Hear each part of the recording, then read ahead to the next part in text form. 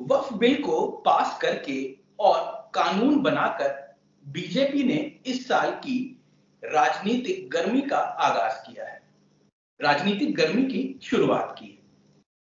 आगे आने वाले समय में ये गर्मी और बढ़ेगी। और यहां मैं मौसम की बात नहीं कर रहा हूं, राजनीतिक गर्मी की बात कर रहा हूं, क्योंकि आने वाले हैं बिहार में असेंबली इलेक्शंस। आज इन सारे तमाम मुद्दों पर बात करने के लिए मेरे साथ मौजूद हैं बीजेपी के एक बहुत ही यंग और एनर्जेटिक लीडर, जो कि भारतीय जनता पार्टी के नेशनल स्पोक्स पर्सन भी हैं। जी हां, मैं बात कर रहा हूं डॉक्टर अविरल मलिक की। मलिक जी, मेरे मंडे टॉक इंटरव्यू सीरीज में आपका स्वागत है। जी बहुत बहुत धन्यवाद। मेरा पहला सवाल आपसे वक्फ बोर्ड से ही रहेगा। लॉ तो पास हो गया है, तो अब इस पे आपकी क्या रिएक्शन है, प्रतिक्रिया है? जी नहीं, देखिए, जहां तक विषय है वक्फ अमेंडमेंट बिल का और जहां तक विषय भारतीय जनता पार्टी का और जहां तक विषय है विपक्ष के आरोपों का और प्रोटेस्ट का, तो इस चीज को स्पष्ट रूप से जान लेना चाहिए कि भारतीय जनता पार्टी और आदरणीय प्रधानमंत्री श्री नरेंद्र मोदी जी सबका साथ, सबका विकास, सबका विश्वास और सबके प्रयास, इस मूल मंत्र के आधार पर चलने वाले लोग हम लोग भारतीय जनता पार्टी के लोग हैं। तो दूसरी ओर ये लोग 80-20 की राजनीति करने वाले लोग हैं।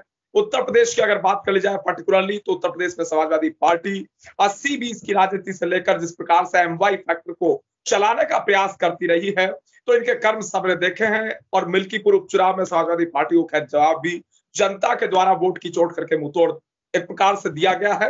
तो निश्चित रूप से जनता इन्हें मुंहतोड़ जवाब दे रही है। और दूसरी ओर भारतीय जनता पार्टी के साथ हिंदू, मुस्लिम, सिख, ईसाई, जैन, बौद्ध, पारसी सब हैं। हम जय जवान, जय किसान, जय विज्ञान और जय अनुसंधान का नारा देने वाले लोग हैं। एक भारत और श्रेष्ठ भारत की बात करने वाले लोग हैं। जब हम जय जवान की बात करते हैं, तो जवान में हिंदू, मुस्लिम, सिख, ईसाई, जैन, बौद्ध, पारसी सब लोग आते हैं। भारतीय जनता पार्टी संविधान के आधार पर चलने वाली पार्टी है। संविधान को केवल लहरा देने से काम नहीं चलता, संविधान को पढ़ना और उसके आधार पर चलना। और अगर आप सत्ता में मौजूद हैं, तो निश्चित रूप से जो जनता के अधिकार हैं उन्हें जनता तक पहुंचाना, ये हमारा मूल कर्तव्य है। और इस कर्तव्य का पालन भारतीय जनता पार्टी सफलतापूर्वक निश्चित रूप से कर रही है और करती रहेगी। और जहां तक विषय वक्फ अमेंडमेंट बिल का और वक्फ बोर्ड का, तो वक्फ बोर्ड के द्वारा पूर्व में किस प्रकार से दावे ठोके गए संपत्तियों पे, वो सबने देखा। अगर वक्फ बोर्ड के लोग वक्फ अमेंडमेंट बिल्स आने से पहले की बात कर रहा हूं, वक्फ बोर्ड के लोग अगर आपके स्टूडियो में या मेरे घर पे या मेरे ऑफिस में आ जाएं, दो लोग वो आकर कह दें कि संपत्ति हमारी संपत्ति है, तो नो अपील, नो दलील, नो वकील, आपको वक्फ ट्रिब्यूनल में जाना होगा। और वो जो दो लोग आपकी जमीन पर कब्जा करने के लिए आपके सामने प्रस्तुत हुए हैं, उन्हीं दो लोगों के सामने जाकर अपील करनी होगी। ये पहले की व्यवस्था थी। और वक्फ की जहां तक बात है, इनकी संपत्तियों की जहां तक बात है, इनके दावों की जहां तक बात है, तो एंटीरिया के ऊपर भी इन्होंने अपना दावा ठोक दिया था।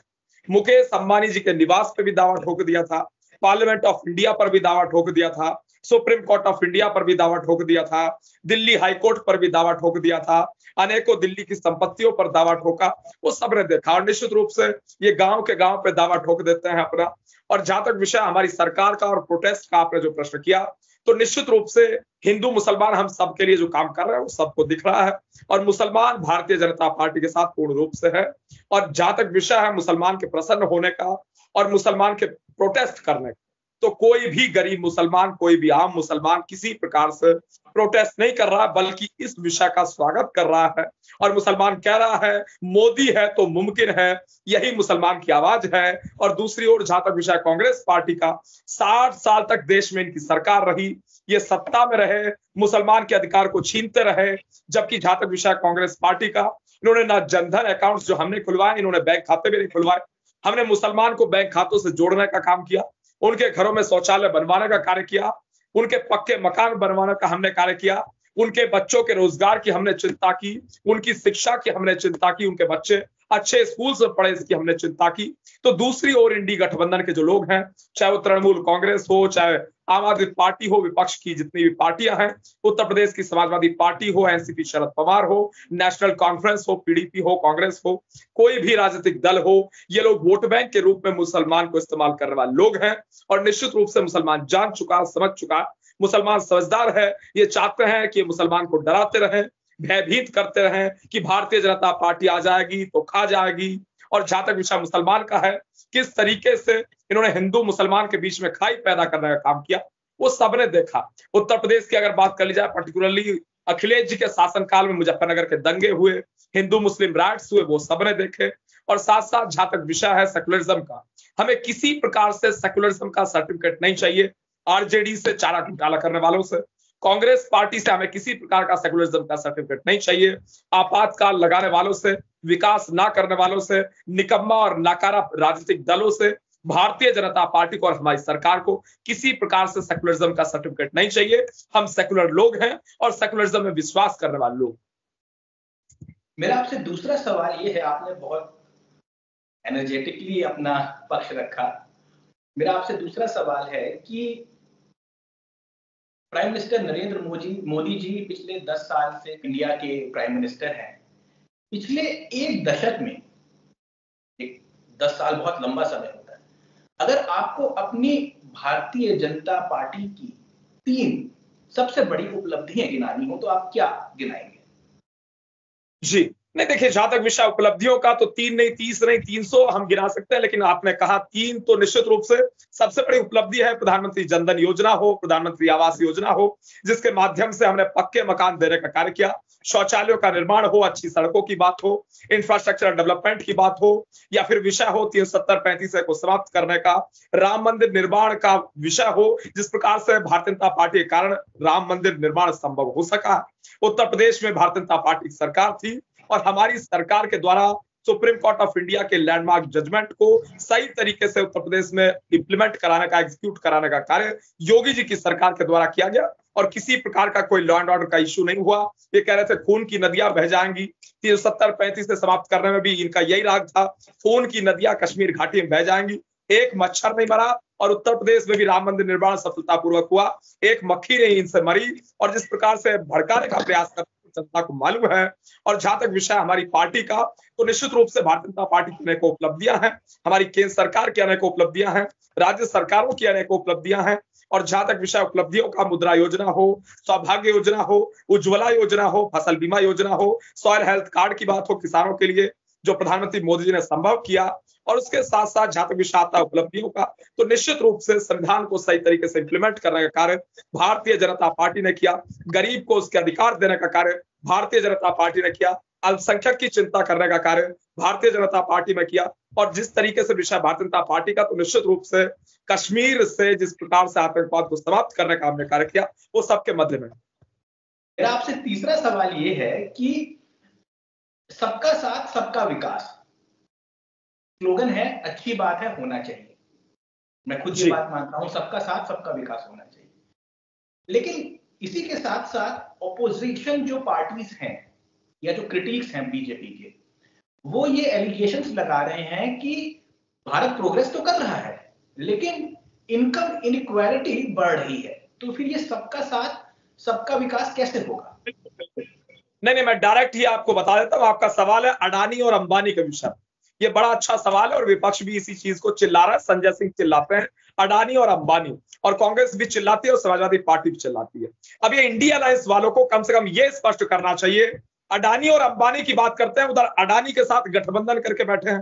कांग्रेस पार्टी की तेलंगाना की सरकार अडानी के साथ गठबंधन में चल रही है। इन्होंने एमओयू साइन किया, तेलंगाना प्रदेश के भीतर कांग्रेस पार्टी की सरकार है, फुल फ्लेज्ड इनकी गवर्नमेंट है, इनका चीफ मिनिस्टर है, और इनके द्वारा एमओयू साइन किया गया अडानी के साथ। और उस विषय का उत्तर पूर्व केंद्रीय वित्त मंत्री, पूर्व केंद्रीय गृह मंत्री रहे पी चिदम्बरम साहब ने भी नहीं दिया।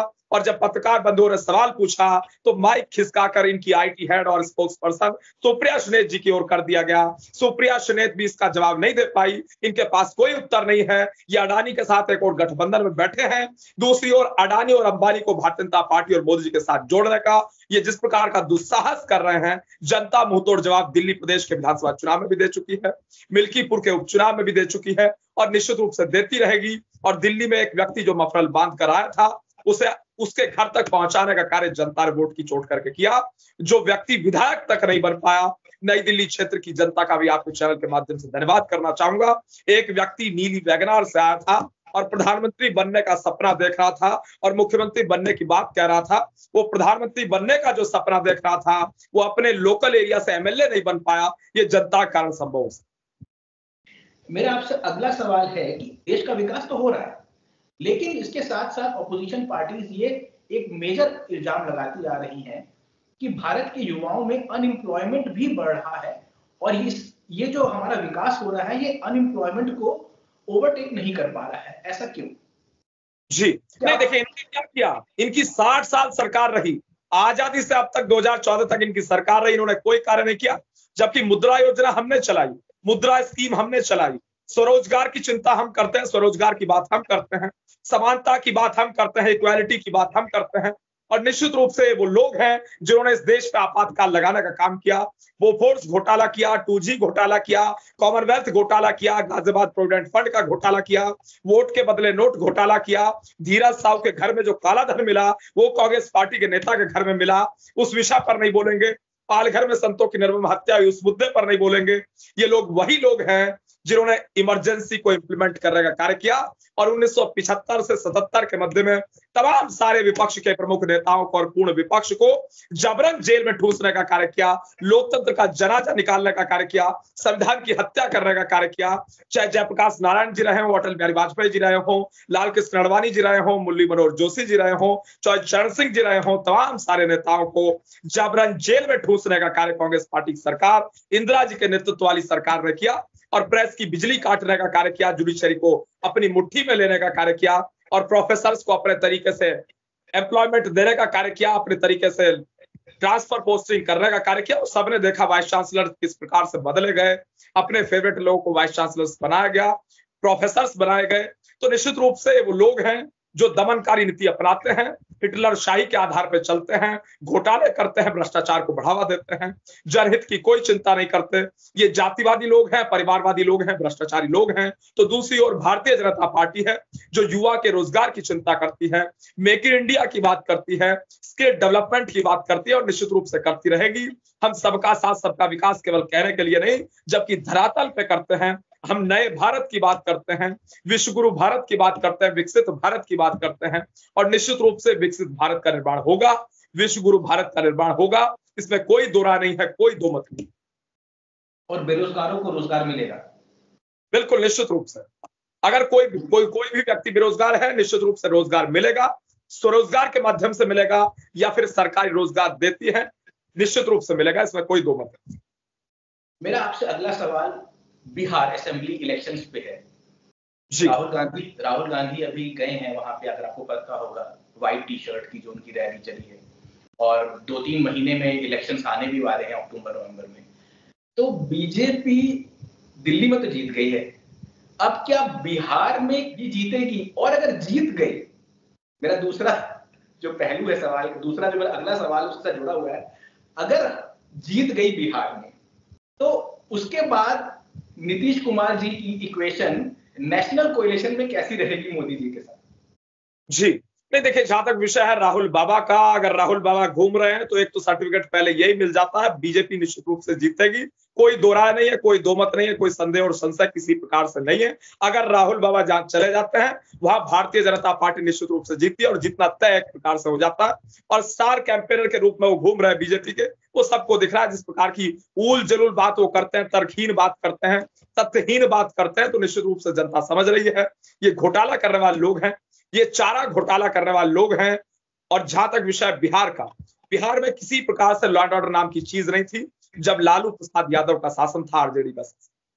चाहे वो गुंडे माफियाओं को बढ़ावा मिलने की बात हो, महिलाओं के असुरक्षित होने की बात हो, क्राइम रेट के इंक्रीज होने की बात हो, वो सबने देखा। और रोजगार नाम की चीज किसी प्रकार से बिहार प्रदेश के अंदर नहीं थी। और एजुकेशन का ई बिहार प्रदेश में किसी प्रकार से नजर नहीं आता था जब तक लालू यादव की सरकार रही। और जहां तक विषय नीतीश कुमार जी का, तो निश्चित रूप से डबल इंजन की सरकार बिहार प्रदेश में चल रही है, केंद्र में माननीय प्रधानमंत्री मोदी जी के नेतृत्व में, मार्गदर्शन में। और बिहार प्रदेश जिस प्रकार से मार्गदर्शन में आगे बढ़ रहा है, नीतीश कुमार जी के नेतृत्व में आगे बढ़ रहा है, वो सबके मध्य में है, सबके सामने है। और निश्चित रूप से बिहार प्रदेश का विकास जारी रहेगा। भारतीय जनता पार्टी की एनडीए की सरकार फिर बनेगी, बीजेपी जेडीयू की सरकार फिर बनेगी, इसमें कोई दो राय नहीं। बिहार में अगर बीजेपी की हम खाली बात करें तो बीजेपी किन मेन मुद्दों पर चुनाव लड़ेगी? जी नहीं देखिए, जहां तक विषय मुद्दों का, तो निश्चित रूप से Bharatiya Janata party crime rate को डिक्रीज करने के मुद्दे पर चुनाव में जाती है और विकास के मुद्दे पर चुनाव में जाती है। हम विकास के आधार पर, मुद्दों के आधार पर चुनाव लड़ने वाले लोग हैं और निश्चित रूप से मुद्दों की बात करने वाले लोग यदि किसी राजनीतिक दल के हैं तो केवल और केवल भारतीय जनता पार्टी के। मेरे आपसे लास्ट के 2 सवाल। पहला जी, ये जो औरंगजेब, मुगल एम्परर औरंगजेब का जो मुद्दा बीच में महाराष्ट्र में बहुत उठा, इसको आप किस तरीके से देखते हैं? जी, नहीं देखिए, उठाने वाला कौन? अबू आसिम आजमी। हम मानते हैं, भारतीय जनता पार्टी मानती है, आप भी मानते होंगे, सब लोग मानते हैं, मुगलों से, औरंगजेब से, अकबर से, बाबर से किसी प्रकार का नाता इस देश के मुसलमान का नहीं। औरंगजेब से, एक आक्रांता से, एक क्रूर शासक से, सनातन विरोधी से, जो मंदिरों को तोड़ने का कार्य करता हुआ ऐसे शासक से किसी प्रकार से इस देश के मुसलमान का कोई नाता नहीं। जबकि मैं जानना चाहूंगा आपके चैनल के माध्यम से, आखिर अबू आसिम आजमी, समाजवादी पार्टी, ये लोग किस प्रकार से अपने आप को कनेक्टेड महसूस करते हैं औरंगजेब से इन्हें स्पष्ट करना चाहिए। नंबर 2, अबू आसिम आजमी की क्या हैसियत? Abu Asim Azmi is equals to Samajwadi party.